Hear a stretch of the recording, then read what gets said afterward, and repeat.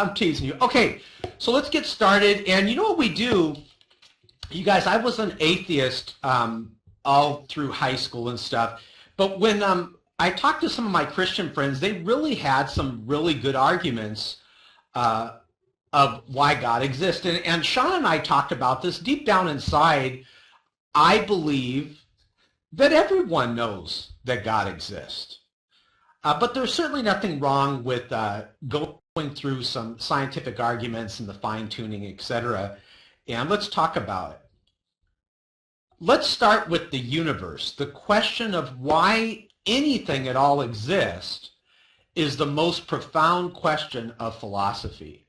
The philosopher Derek Parfit, here's what he says: no question is more sublime than why there is a universe.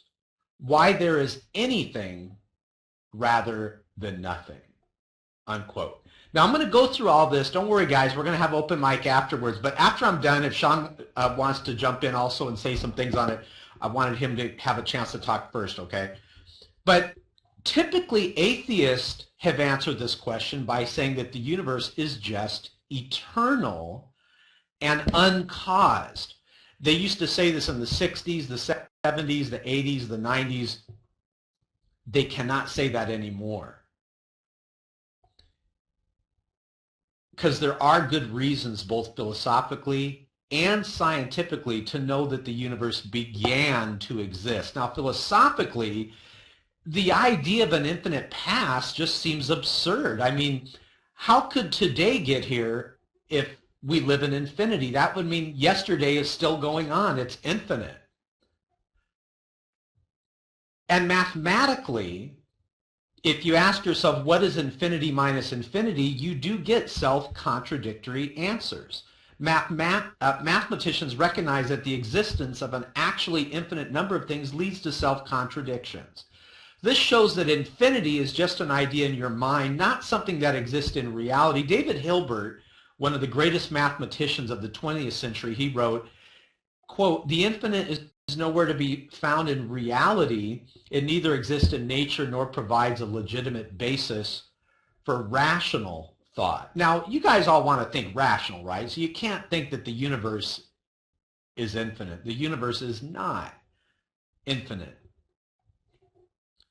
But that entails that since past events are not just ideas, yesterday was real, but the number of past events must be finite. Therefore, the series of past events cannot go back forever. Rather, the universe must have begun to exist. This conclusion has now been confirmed by remarkable discoveries in astronomy and astrophysics. And one of the most startling developments of modern science, we now have pretty strong evidence that the universe is not eternal in the past, but had an absolute beginning. Now, a lot of people will say, well, I don't believe in the Christian creation story. I don't believe in Big Bang. I don't believe in multiverse. I don't believe in... Everyone has their own theories on how the universe got started. Regardless of whether you believe in multiverse, Big Bang, oscillating, steady state, whatever theory you have, all of them posit a beginning of the universe. Listen what the Borde-Guth-Vilenkum theorem said. This was discovered in 2003. Listen what they said on page 176. "It is said that an argument is what convinces reasonable men. A proof is what it takes to convince even an unreasonable man. With the proof now in place, cosmologists can no longer hide behind the possibility of a past eternal universe. There is no escape. They have to face the problem of a cosmic beginning." So it is obvious that the evidence is powerful against an eternal universe. Even Hawking has admitted in one of his books that everyone now believes that the universe and time itself had a beginning. And Hawking chooses the Big Bang.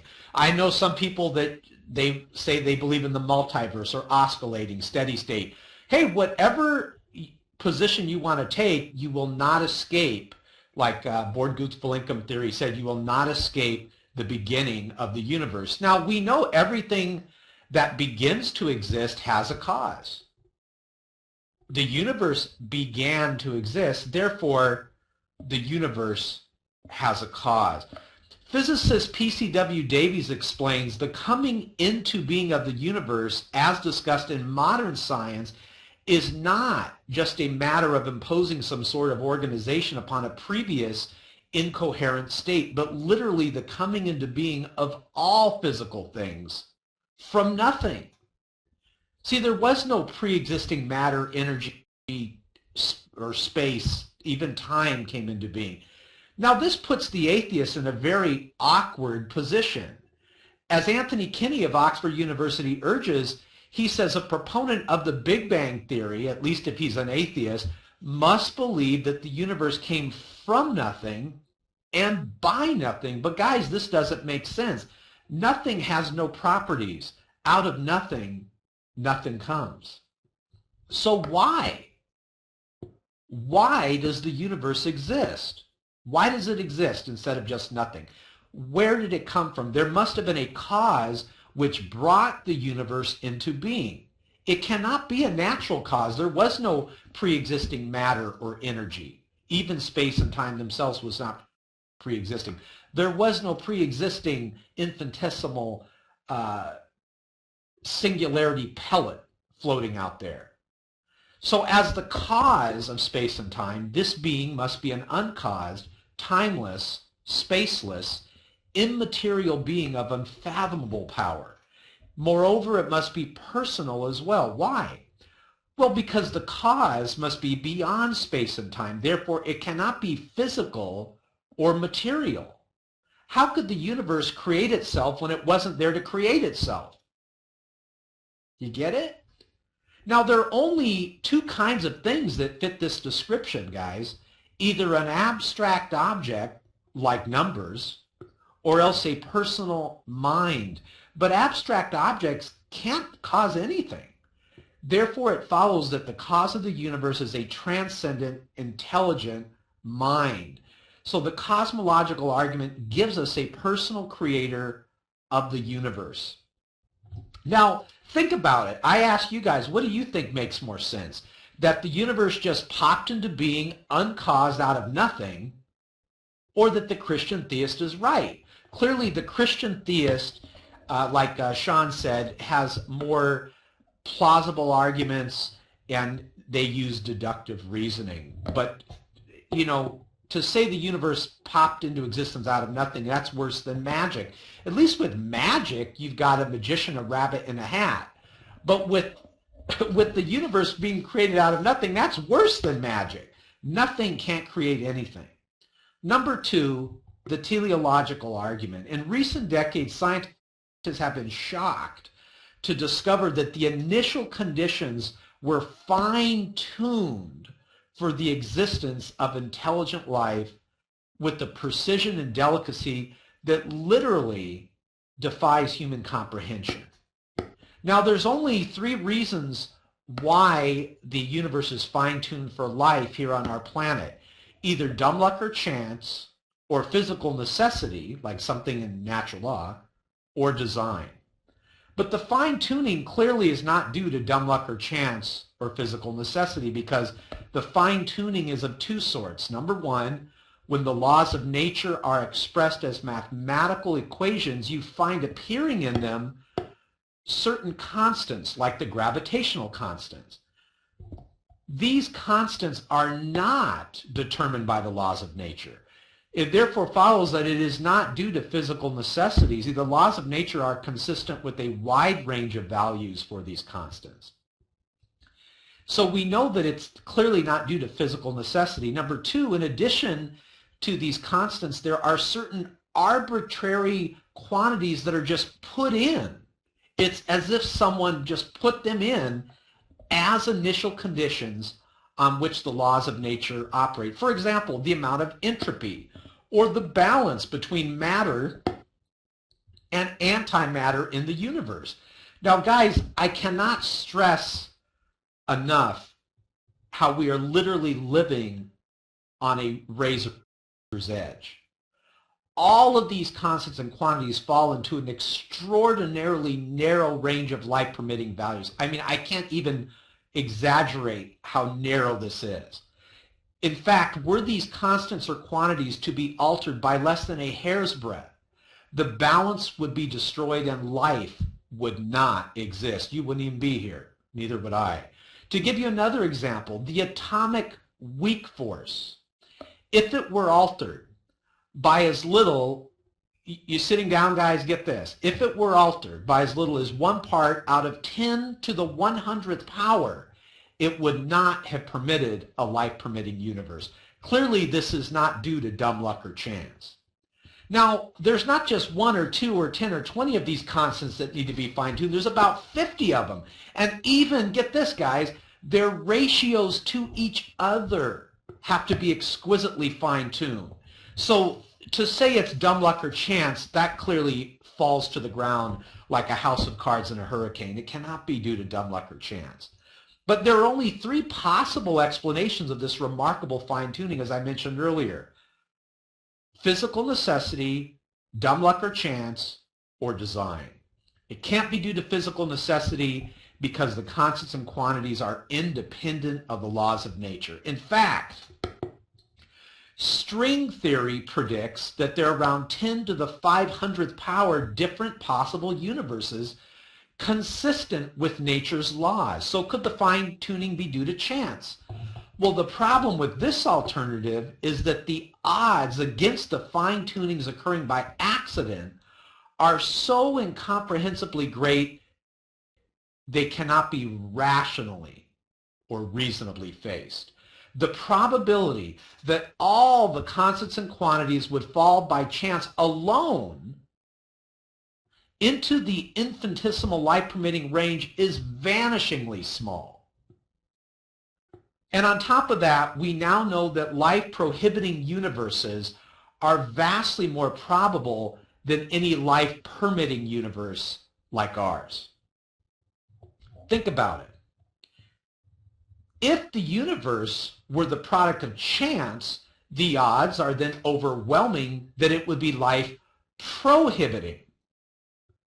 So in order to rescue the alternative of chance, its proponents of chance, atheists, have therefore been forced to resort to a radical metaphysical hypothesis. Get this, guys.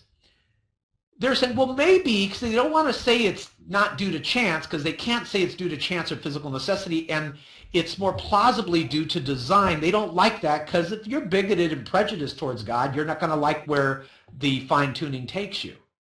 But it is a prejudice towards God. So what they want to do is they say, well, let's create another theory so we don't have to say it's design. Here's their theory. Maybe there exists an infinite number of randomly ordered, undetectable universes, and maybe it's like a world ensemble, they'll tell us, or multiverse, of which our universe is possibly but a part of. And maybe, coulda, woulda, shoulda, somewhere in this infinite world ensemble, other finely tuned universes may appear by chance. This is what they created in their mind. There's no evidence of this, what I'm telling you, but this is what they're trying to come up with, this multiverse theory, in order to escape the more plausible outcome of this fine-tuning. See, the problem, guys, is wholly apart from the fact that there is no independent evidence that such a world ensemble even exists. This hypothesis faces a devastating objection.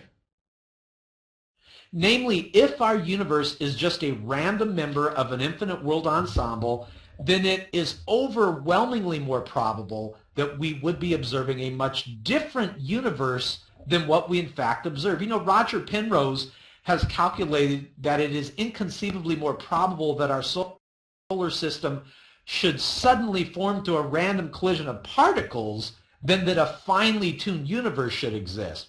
On the multiverse, Penrose calls it utter chicken feed by comparison. So if our universe were just a random member of a world ensemble, it is inconceivably more probable we should be observing an orderly region no larger than our solar system Observable universes like those are simply much more plenteous in the world ensemble than finely tuned worlds like ours, and therefore ought to be observed by us. But since we do not have such observations, that fact strongly disconfirms the multiverse hypothesis. On atheism, at least, it is highly probable that there is no world ensemble. The fine-tuning of the universe is therefore plausibly due neither to physical necessity nor to chance. It therefore follows logically that the best explanation is design. Thus, the teleological argument gives us an intelligent designer of the cosmos. Number 3, the moral argument. If God does not exist, then objective moral values do not exist. Now, by objective moral values, I mean moral values which are valid and binding whether we believe in them or not. Now, it might surprise you to know that many theists and atheists agree that if God does not exist, then moral values are not objective in this way. I got to tell you guys something absolutely hilarious real quick in the middle of this debate, this presentation. I was watching a debate between Lawrence Krauss and Dr. William Lane Craig. And Craig got to this part of the debate, and Craig said the man that says rape is okay is just as wrong as the man that says 2 + 2 = 5. And when Lawrence Krauss got up to debate, he opens up his jacket and he has a custom-made t-shirt on that says 2 + 2 = 5. I couldn't believe it. I mean, what an idiot in the middle of debate. I know what he was trying to do. It's like a little joke, 2 + 2 = 5, But in the middle of the debate, Craig is saying the man that says rape is okay is just as wrong as the man that says 2 + 2 = 5. I got the video of this. You got to see it. It's bizarre. And Lawrence Krauss gets up right after Craig said the man that says rape is okay is just as wrong as the man that says 2 + 2 = 5. Lawrence Krauss gets up, and right after that, he opens up his jacket, and he's got a shirt on, and he shows it to the audience, and it says 2 + 2 = 5. Well, the way I take it, it's like Lawrence Krauss is supporting rape. And, of course, Lawrence Krauss was the atheist in the debate. Even Craig was talking about this on his radio show. He goes, I can't believe Lawrence Krauss did that. Doesn't he understand the message that he's giving when he shows his shirt 2 + 2 = 5? I mean, it's just madness. But back to this. Many theists and atheists agree that if God does not exist, then moral values are not objective in this way. Michael Ruse, a noted philosopher of science, explains, quote, the position of the modern evolutionist is that morality is a biological adaptation, no less than our hands and feet and teeth. Considered as a rationally justifiable set of claims about an objective something, ethics is illusory, Michael Ruse said.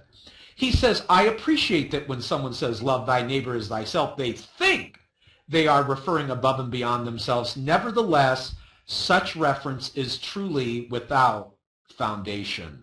Morality, Ruse says, is just an aid to survival and reproduction, and any deeper meaning is illusory. Look, like Professor Ruse, I just don't see, guys, I just don't see any reason to think that in the absence of God, the morality which has emerged among these imperfectly evolved primates we call Homo sapiens is objective. And here, atheists would agree with me. Atheists like to say that moral values are just innate predispositions ingrained into us by evolution. Such predispositions, they say, are inevitable for any animal endowed with social instincts. But the evil of atheism is this. On the atheistic view, then, an action like rape is not socially advantageous, and so in the course of human development has become taboo. But that does absolutely nothing to prove that rape is really morally wrong. On the atheistic view, the person that rapes is just being unfashionable, sort of like a modern-day Lady Gaga. On the atheistic view, there's nothing really wrong with raping someone. All that person's doing is just flouting the herd mentality.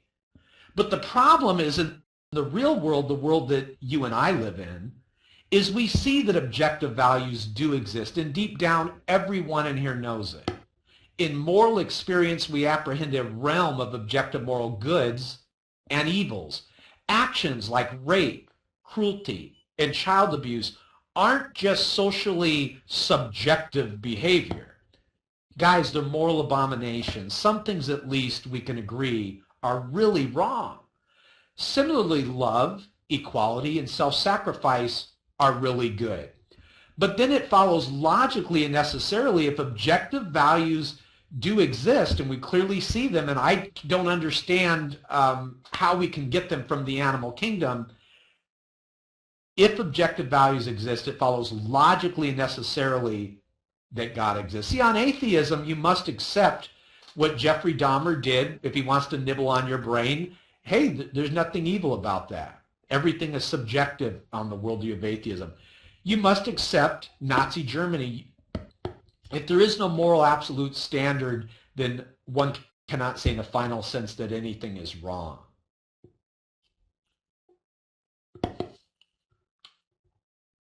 If God does not exist, objective moral values would not exist. But objective moral values do exist. It therefore follows logically, and I would add inescapably, that God exists. My last argument, number 4, the King of Kings, Lord of Lords, Jehovah Jireh.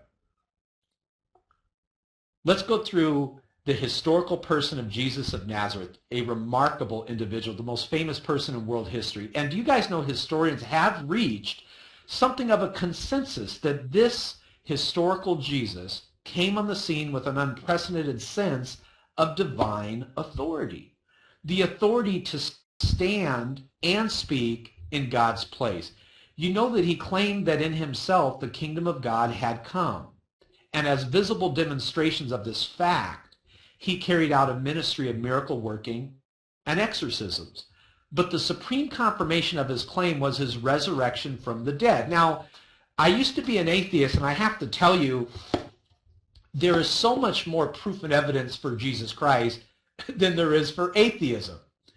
I could fill up 3-4 semi-truckload-fulls of proof and evidence on the gospel of Jesus Christ and proving that Christianity is true. But I want to show you something. If Jesus did rise from the dead, then it would seem that we have a divine miracle on our hands, and thus even more evidence for the existence of God. Now, most people probably think that the resurrection of Jesus is something you just believe in by faith or not.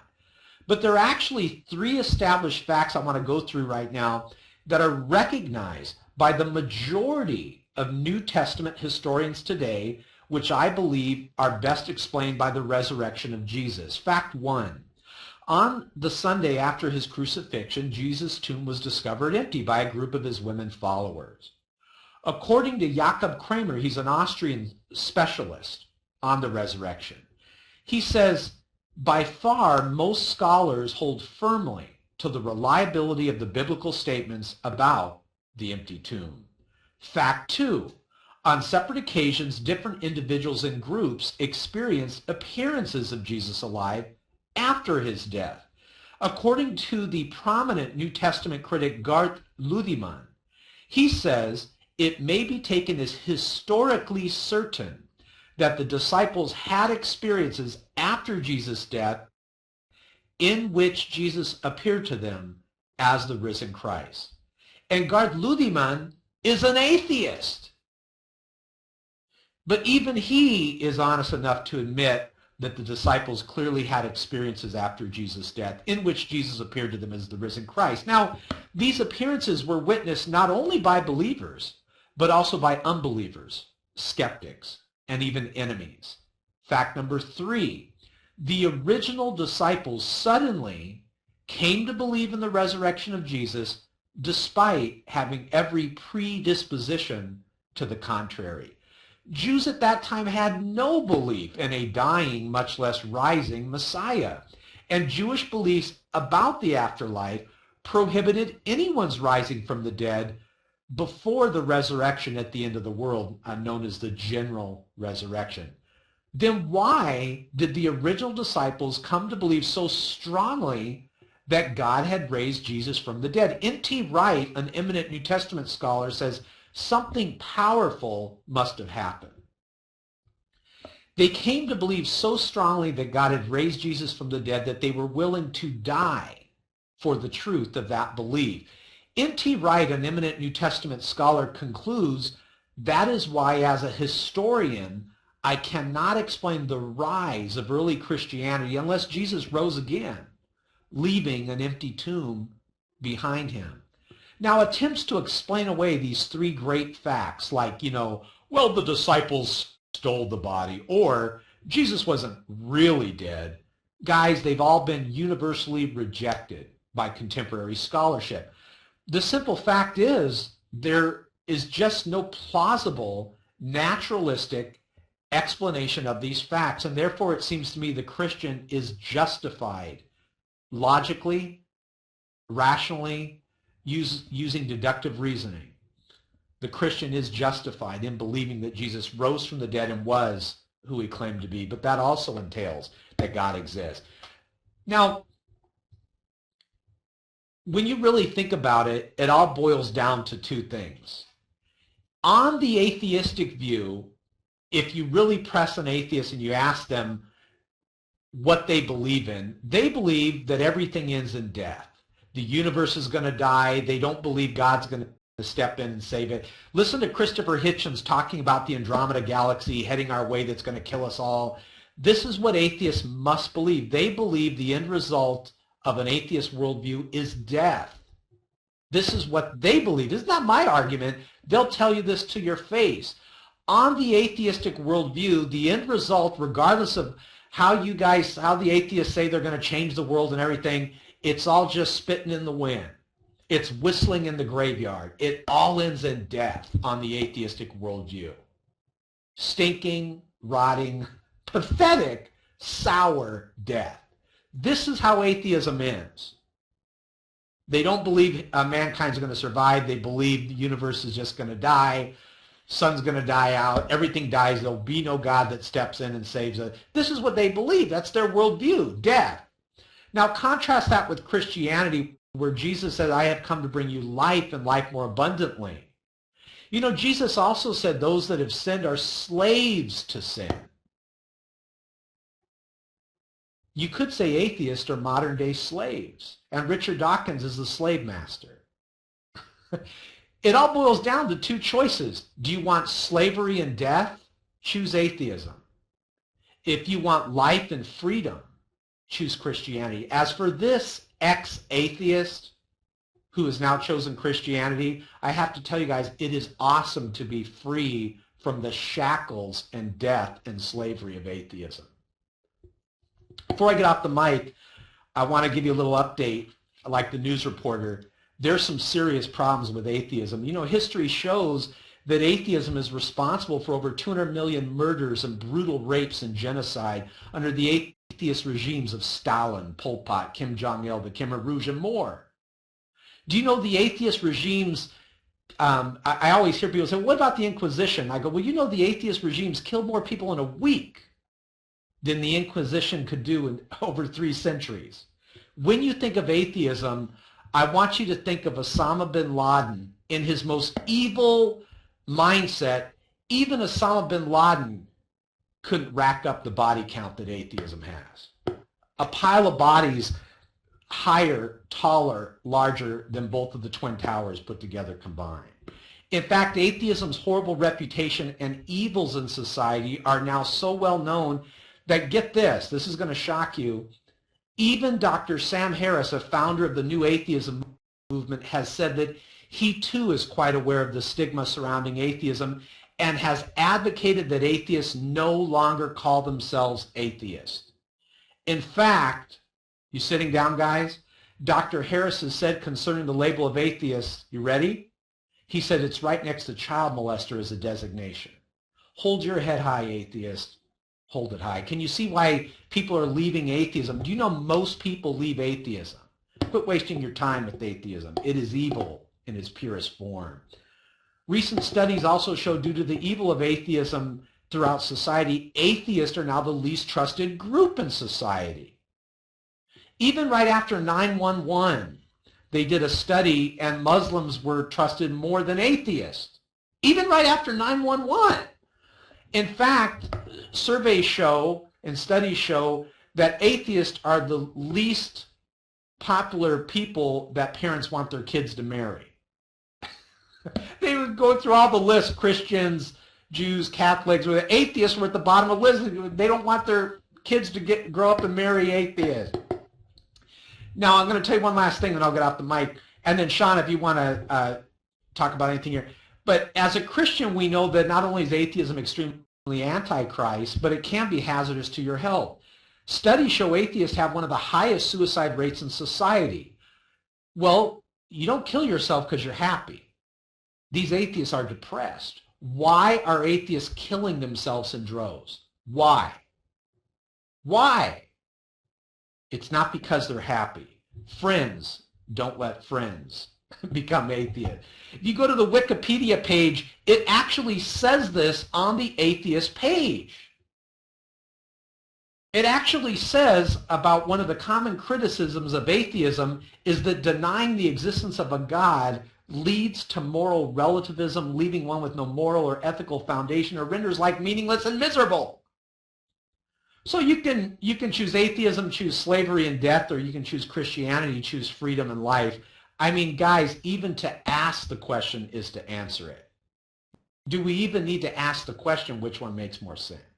All right, Sean, I'll pop off if you want to say anything. And then, hey, Sean, yeah, can I schedule something? Let me know if I can schedule something. You can come in next week if you want. Let me get off the mic. And but yeah, let me know what time, and I'll schedule it at that time. But right now, well, I'll let you get on and talk, but then kind of fill me in on your time schedule, and it'd be kind of cool. I could be moderating the room while you talk, but let me pop off and let you get on. Yeah, that was a great presentation.